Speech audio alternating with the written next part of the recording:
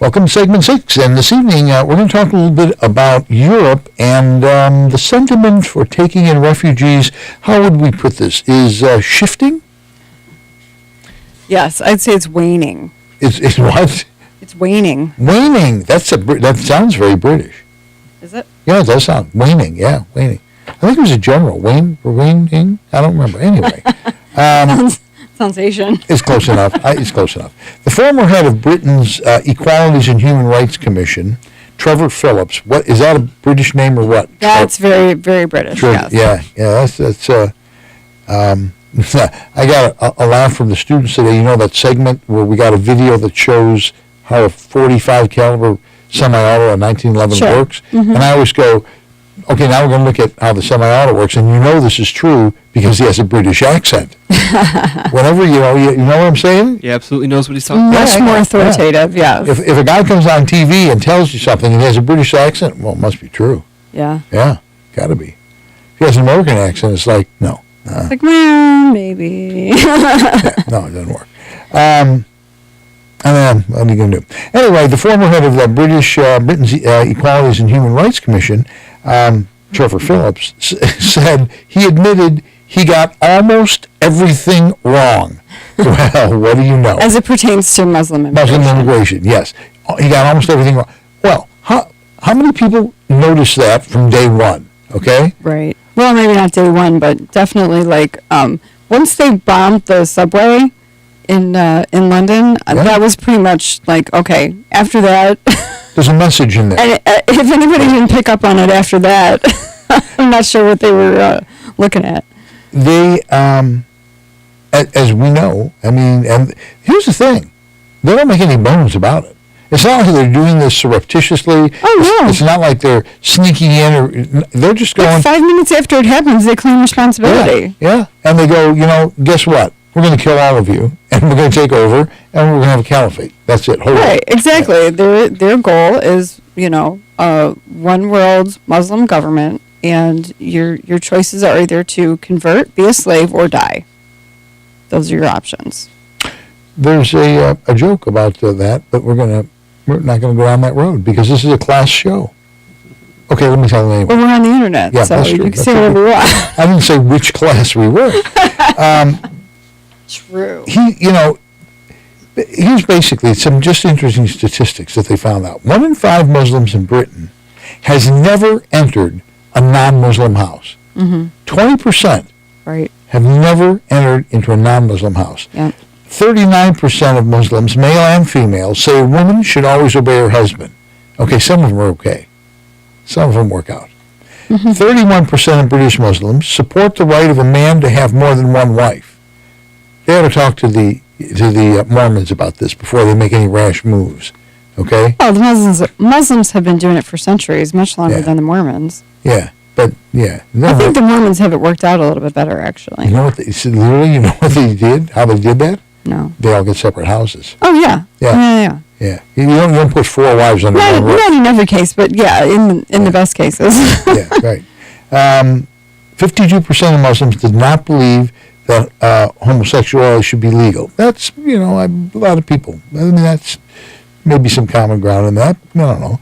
And 23% of Muslims support the introduction of Sharia law rather than the laws laid down by Parliament. So basically, 23% of the Muslims in Great Britain are fundamentalists. Yeah. Is basically what that statistic tells me. There's a video on the internet that I don't know what the purpose of the meeting was, but there's a lot of Muslim men in a room, young men. And a guy speaking. He's at a podium platform. And he says, they keep talking about extremist Muslims, blah, blah, blah, extremist this, extremist that, because they believe in this, they believe in that. Big group of people, hundreds. He goes, how many people in here believe, and he goes through a list similar to this. Now, this is, for Muslim, it's basically a mainstream meeting of some sort. Sure. They're all cheering, clapping. And I think he makes a really, really important point that people have glossed over. It's not just extremists. Extremists are sawing off heads. But basically, they all believe that there should be Sharia law worldwide. Right, and they all believe in jihad, because that's what the Quran says. And, basically, I mean, when you boil it down to some of the basic tenets of the Muslim religion, it's incongruous with Western society. It doesn't go with our Constitution. It most likely doesn't go with, Britain's parliament and their system of government. So, yeah, I mean, why are we trying to make it okay for them and make it seem like it's not going to be a big deal when if they're not willing to integrate, it is going to be a big deal. It's a big deal. It's a huge deal. Joe Walsh is looking in the camera about that subject. I thought it was really on point.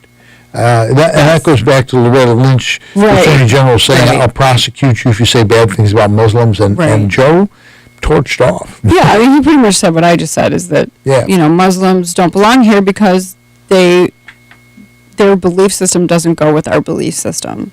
And they have no intention of integrating. And I mean, that's it in a nutshell. It's just factual. They say it themselves. Yeah, my sister actually said something on Facebook the other day to me, and I kind of, I don't know what you'd say. I dropped the mic, I guess you would say. You what? I dropped the mic. I posted a thing on Facebook that said Americans have the right to insult Islam. And my sister responded to the meme, and she said, Americans do because we have freedom of speech, but Christians do not because of what the Bible says. And I said, okay, yes, but for two things. There's a difference, there's a practical difference between ridiculing or insulting Islam and insulting Muslims, individuals. Okay? We can criticize another religion. There's nothing in the Bible about not criticizing other religions. Jesus said, I am the way, the truth, and the life. No one comes to the Father but through me. So Jesus said Christianity is the only way to get to heaven. And obviously every religion says that about their own religion. But I'm just saying we can, we can criticize.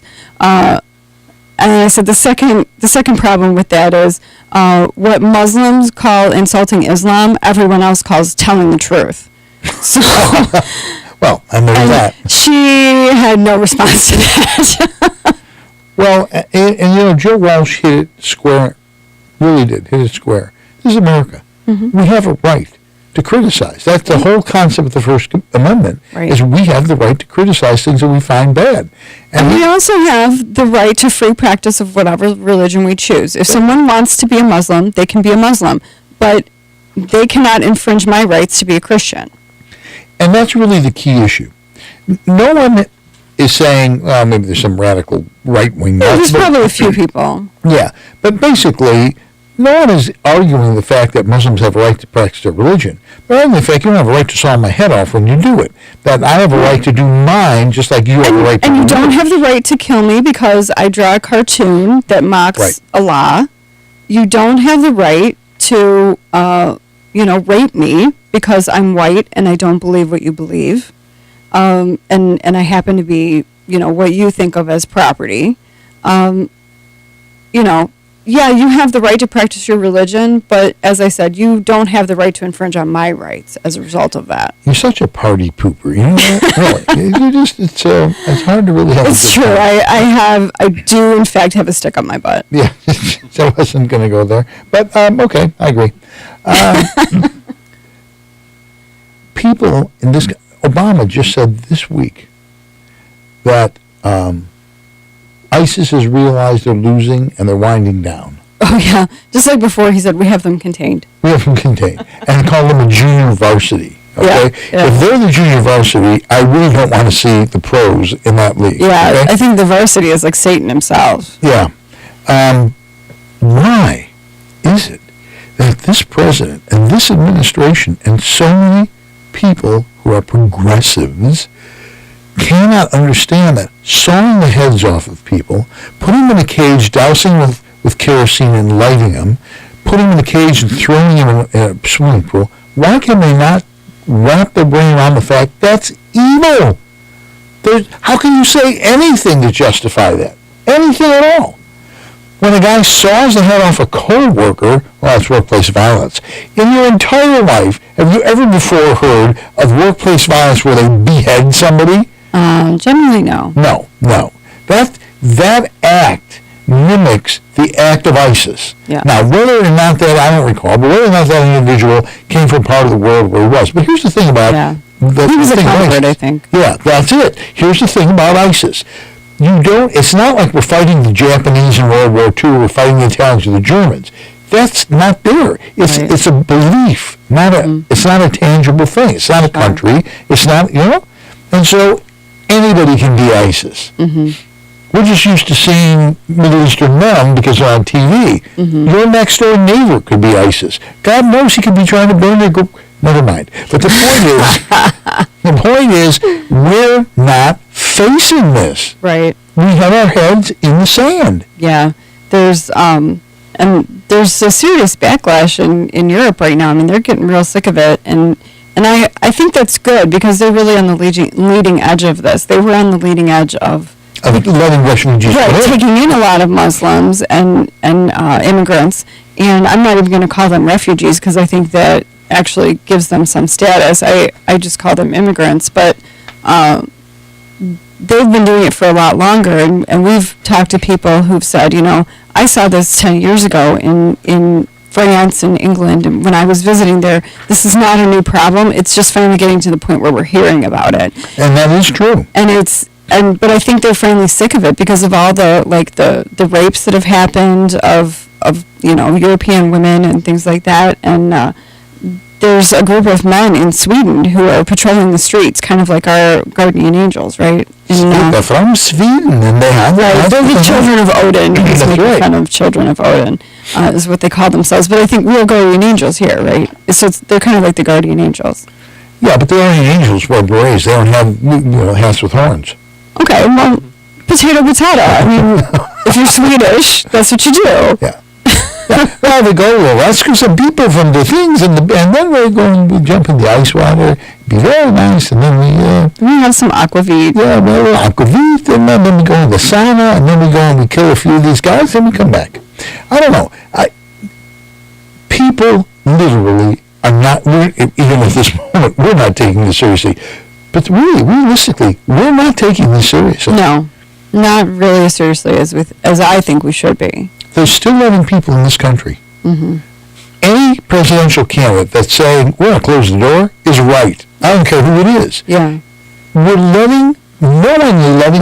Unless they can be thoroughly vetted and they are a bona fide refugee or, a bona fide person who's going through channels and applying and, wanting to do the process. Again, there are Muslims who don't necessarily want to be involved in this. I won't say they don't support it because I think ideologically they do support it, if not financially, but, physically actually being involved in it is another thing entirely. Yeah. See, I have a little bit different plan. I think we're going to kick their ass out, period. Well, and I definitely think that some of these areas, like the suburbs of Detroit, that have been completely taken over and overrun, yeah. Right, where they literally have no-go neighborhoods where it's governed by Sharia law and the police don't go there. That, I have a big problem with that. I have a problem with it in France, and I have a problem with it here. Yeah, somebody that I know had a friend, and we were talking online, and talking about that subject. And I said, there are areas in France and in different places where you can't go. It's Sharia law. Oh, that's not true. I said, there are areas in this country that are doing, but you're just typical conservative. You have no idea what you're talking about. So, of course it's happening. Yeah. Did you drop the mic? Did you prove him wrong? No, I just quit talking to him. You can't talk to people. It's a 3-I argument: interminable, inconclusive, and in vain. Okay, it's not. You can't argue with a liberal because they're either stupid and they don't know what they're talking about, or they'll just lie. They'll make stuff up, and it doesn't matter that you can refutably prove what you're saying. They don't care. So what's the point? There's no point to it at all. Sure. And I have this problem with Eric Zorn, not Eric himself. Who I have a lot of respect for Eric Zorn, but the people who followed his blog and stuff. Mm-hmm. So Eric says, this was a long time ago, but Eric goes, why don't you come on the blog and, tell them what you're thinking and we'll have some dialogue. Oh, they would take one sentence out of a paragraph, totally out of context, Right. and say, well, you said this, you don't believe this, you don't believe. I go, I didn't say that. I didn't say that at all. One sentence, they would strip it out, and then they would make an issue of that. They'd take one word and make an issue, and it had no connection to what I was actually saying. And then there'd be this long thread of these liberal scumbags just making stuff up. And then they up on each other. Yeah. I mean, so I just finally said, you know what? I don't get that in conservative. I mean, they'll argue about stuff. Sure. But they're not just lying. They're not just making stuff up. And that's really the fundamental difference between them and us. When you don't have a baseline, when you have no standard for right and wrong, no fundamental morality. When you have no standard for right and wrong, lying / making crap up is okay. Why not? If you're going to debate. Well, that's actually one of the problems with the Muslims. Islam teaches that it's okay for Muslims to lie to non-Muslims if it's advantageous for them. Yeah. Well, if you can't even trust what somebody's telling you, you can't have an intelligent conversation. You can't explore possibilities. You can't have a relationship with them. You can't live alongside them. You can't work alongside them. It makes life incredibly difficult, if not impossible. And then there's just they carry around, machetes and stuff, and that makes me nervous. So we have pithy words of wisdom on this subject, and that is send them back. Yeah. I'm not talking about the guys who are born and raised here, people we know that work, they're American. Right, as we have said, actually there's a great Teddy Roosevelt quote that I've seen of, if you want to come here and integrate with us, learn our language, adopt our customs, that's fine. You're welcome here. I have no problem with that at all. If you want to become an American, I actually had a guy questioning me the other day of what I am, and I said, I'm American. Exactly. And he took exception to that. I'm like, you know what? I don't know how many generations I've been here, and I don't know where my people used to be from. I'm from here. I'm from Iowa. Okay? If anything, I'm Iowan. No, you don't want to say that. Better off you say you're a Muslim terrorist than an Iowa. Oh, come on. Next week on segment 6, we're going to discuss if you're from Iowa, should you be sent back somewhere too? That'll be next week's subject. Alrighty. There it is. Thank you for joining us this evening, and we will see you next week with more segment 6.